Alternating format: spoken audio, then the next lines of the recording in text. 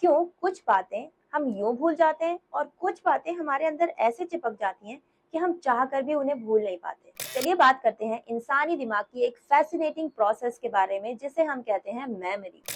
Memory जो है वो सिर्फ यादें नहीं होती हैं, ये हमारी पर्सनालिटी, डिसीजंस और बिहेवियर का आधार होती हैं। इसीलिए इसे समझना बहुत ही इम्पोर्टेंट है। तो सबसे पहले बात करते हैं कि मेमोरी क्या है। तो साइकोलॉजी के अनुसार मेमोरी जो है वो एक कॉग्निटिव प्रोसेस है जिससे हम इंफॉर्मेशन को स्टोर करते हैं, इनकोड करते हैं और फिर ज़रूरत पड़ने पर उसे रिट्रीव करते हैं।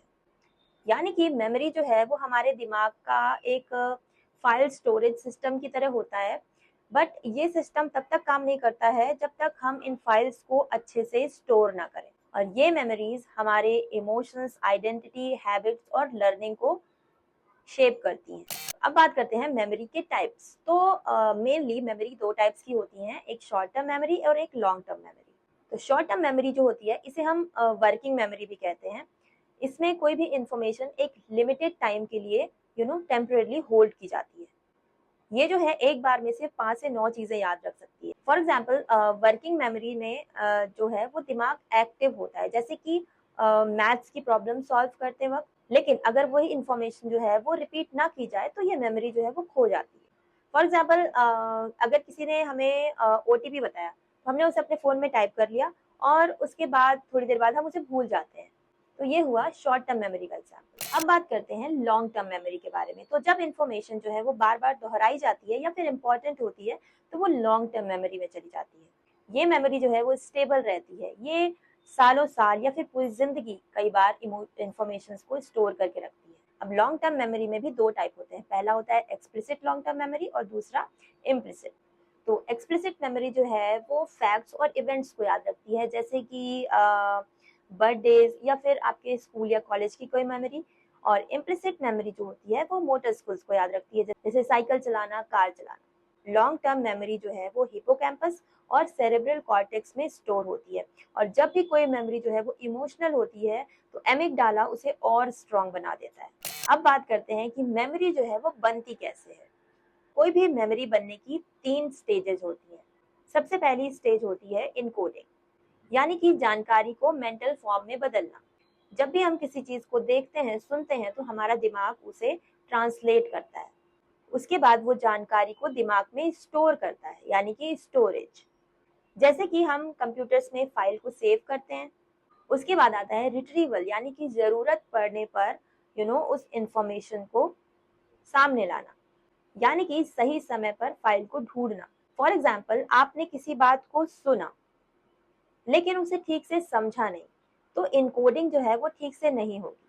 उसके बाद अगर आपने किसी बात को ठीक से सुना और समझा भी, लेकिन उसे रिपीट नहीं किया, दोहराया नहीं, तो यहाँ पर स्टोरेज ठीक से नहीं होगा। और जब इनकोडिंग और स्टोरेज जो है वो ठीक से नहीं होगा तो फिर रिट्रीवल जो है वो भी फेल हो जाएगा। यही होता है कि कई बार यू नो आपके साथ भी ऐसा हुआ होगा कि हम लगता है कि हमने चीजें पढ़ी, हमें याद है, लेकिन जब हम एग्जाम में लिखने जाते हैं, जब हमें वो इन्फॉर्मेशन रिट्रीव करने का टाइम आता है तो हमें चीजें याद ही नहीं आती। यानी कि यहाँ पर रिट्रीवल जो है वो फेल हो गया। बात करते हैं कि फॉरगेटिंग जो है वो क्यों होती है, यानी हम चीजों को भूल क्यों जाते हैं। तो सबसे पहली बात, तो कोई भी इंफॉर्मेशन जो होती है वो समय के साथ कमजोर हो जाती है अगर हम उसे टाइम टाइम पर रिहर्स ना करें या रिपीट ना करें। इसे हम कहते हैं डिके थ्योरी। इसके अलावा कई बार नई इंफॉर्मेशन, नई जानकारी जो होती है वो पुरानी जो मेमोरीज होती हैं, इंफॉर्मेशन होती हैं, उनको पीछे धकेल देती है। इसे हम कहते हैं रेट्रोएक्टिव इंटरफेरेंस। कई बार ऐसा भी होता है कि मेमोरी तो होती है बट उसे सही से क्यूज नहीं मिलते या कहें तो ट्रिगर नहीं मिलते जिससे कि इंफॉर्मेशन जो है वो सामने आ जाए। इसे हम कहते हैं रिट्रीवल फेलियर। इसके अलावा कई बार स्ट्रेस और एंजाइटी जो है वो भी रिट्रीवल को ब्लॉक कर देते हैं। इसीलिए अक्सर बहुत सारे लोगों के साथ ये होता है कि जब भी वो एग्जाम देने बैठते हैं, उन्होंने पढ़ा होता है, उन्हें चीजें याद भी होती हैं, बट एग्जाम हॉल में वो इंफॉर्मेशन को रिट्रीव नहीं कर पाते, बिकॉज स्ट्रेस और एंजाइटी की वजह से रिट्रीवल जो है वो ब्लॉक हो जाता है।